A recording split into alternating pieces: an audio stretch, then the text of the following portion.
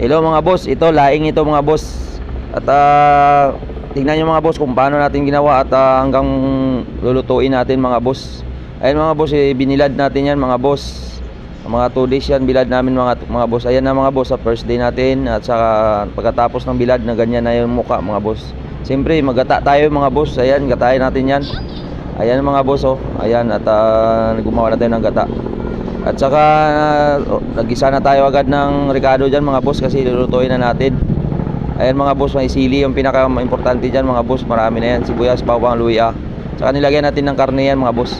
Itong pangalawang piga na gagata natin mga boss, una nating sabaw dyan mga boss. Ayan, at takpan muna natin. At ganyan na ng mukha mga boss. Pagkatapos yung mga boss, yung unang piga natin na gata, ilalagay na natin mga boss. Ayan na. Tingnan yung mga boss, finished product mga boss. Maraming salamat. Like and share lang mga boss. Tingnan nyo, ang sarap. Kain na tayo mga boss. God bless.